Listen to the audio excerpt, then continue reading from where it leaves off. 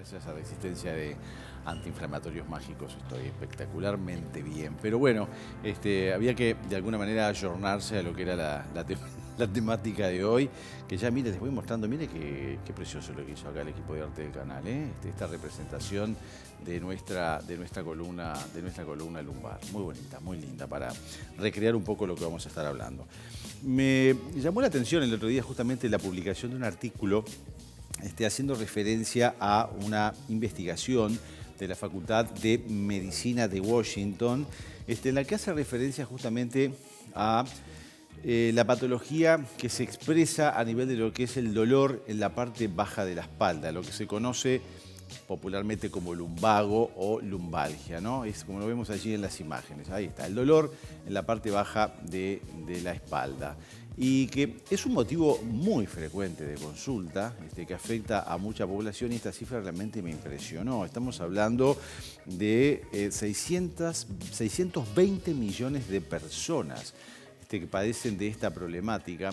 Y lo más llamativo de todo es que ya se está hablando que será la nueva pandemia para el año 2050, en la cual se llegará a afectar aproximadamente el 10% de la población mundial por esta causa. Ya después vamos a explicar de qué se trata. Pero bueno, obviamente que el paso de los años va favoreciendo la aparición de esta patología, que tiene su máxima expresión alrededor de los 85 años. O sea que si ya estamos con un poco de dolor de espalda, imagínense lo que puede llegar a ser más adelante.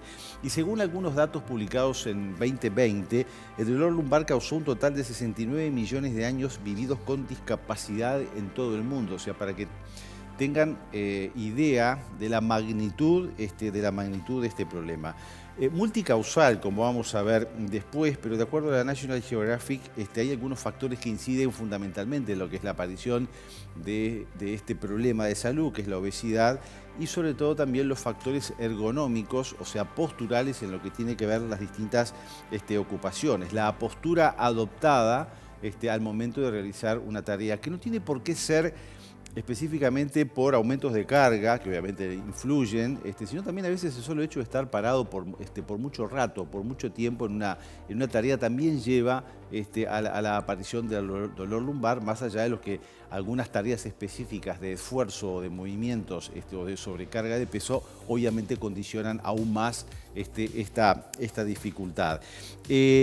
Países en los cuales se presentan más estos problemas, miren, también me llamó la atención, Hungría, República Checa, y entre los países con tasa más baja está Myanmar y Maldivas. Claro, lo que pasa es que vivir en las Maldivas es excepcional, ahí nada te estresa, nada, es un paraíso, ¿no? O sea, ahí obviamente es muy fácil no tener.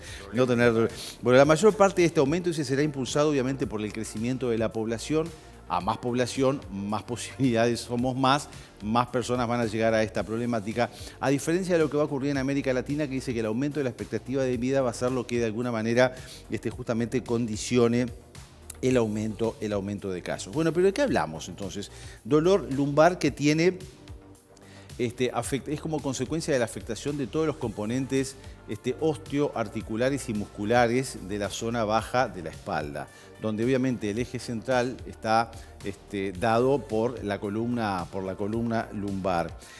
Como les decía, aproximadamente el 85% de la población va a sufrir este problema de salud.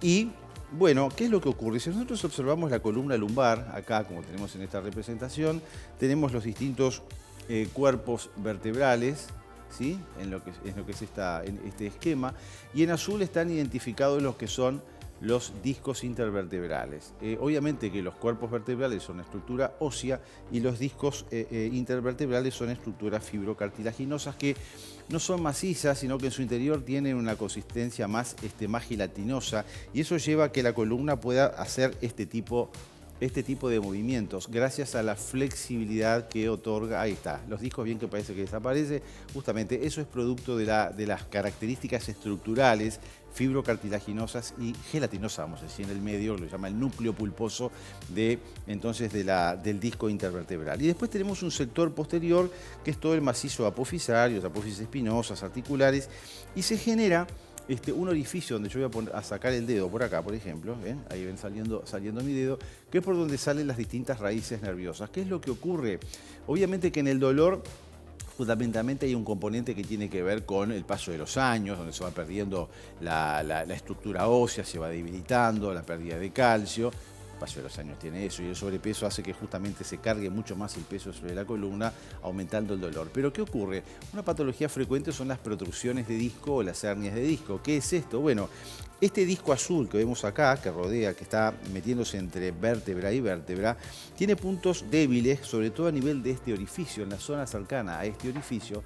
Entonces, ¿qué ocurre? Si acá sale el nervio, ¿sí? Y en este punto débil del disco, el contenido que está dentro del disco se hernia y sale, empuja en esa hernia el nervio, y eso determina, imagínense, la compresión de ese nervio determina un dolor importante. Esa es la expresión máxima cuando ocurre una hernia de disco, que obviamente que después ese dolor no solamente se limita a lo que es la zona lumbar, sino que después se irradia hacia los miembros inferiores, lo que hablamos de dolor lumbar irradiado, o la clásica lumbociática, cuando ese dolor llega hasta la punta del dedo gordo del pie.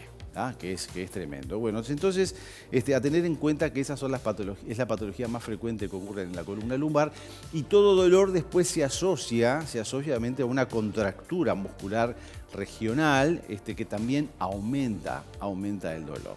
Entonces, obviamente que la causa que tiene que ver con causa de origen mecánico es la más frecuente en la lumbalgia, pero también hay causas inflamatorias y después algunas infecciosas y tumorales que no son las más frecuentes. Obviamente que la causa mecánica a la cual hacíamos referencia es la más frecuente en lo que es la génesis o el origen de la lumbalgia o el lumbago. Bueno, para ir terminando, los síntomas, ya les dije, fundamentalmente dolor asociado a esta situación, digo, por lo que es el proceso mecánico en sí, más toda la contractura que se genera vecina a esa zona, y el diagnóstico, bueno, va por la exploración física al momento de la consulta médica, por ahí estudios como una radiografía, una resonancia magnética nuclear o una tomografía, y el tratamiento es muy complicado. Cuando ya hay un deterioro progresivo de la columna lumbar, es fundamental bueno, adecuar todo lo que tiene que ver con las posturas, obviamente hacer fisioterapia, bajar de peso si una de las causantes es justamente el aumento de peso. Recuerden que la columna es el eje del cuerpo y la columna lumbar es la que banca todo, es la que banca el peso. Por lo tanto, hay que hacer poco reposo, aunque nos duela, tratar de ir haciendo una actividad física progresiva, obviamente controlada, regulada. El reposo en cama no ayuda, más allá de lo que es la situación aguda inicial, sino que después empezar a moverse, y obviamente con movimientos y actividad física que sea dirigida. Los ejercicios en el agua, por ejemplo, son muy buenos, y a veces, aunque han ido cambiando un poco las directivas, evitar todo lo que sean ejercicios de impacto, como por ejemplo el trotar o saltar, porque eso obviamente aumenta el impacto a nivel de la columna. Y después obviamente todo lo que es el consumo de distintos tipos de antiinflamatorios que se van adecuando según las circunstancias, y que obviamente ayudan, pero yo les diría que hacer actividad física controlada y la reducción del peso es fundamental para aliviar una columna que con el paso de los años obviamente está condenada a ir deteriorándose, y que bueno, que tenemos que ayudarla a la pobre para que no tenga que cargar con todo nuestro peso y toda nuestra sobrecarga producto a veces de las actividades laborales que cada uno hacemos, y que bueno, obviamente que hay quienes que tienen que trabajar de esfuerzo y cargar peso.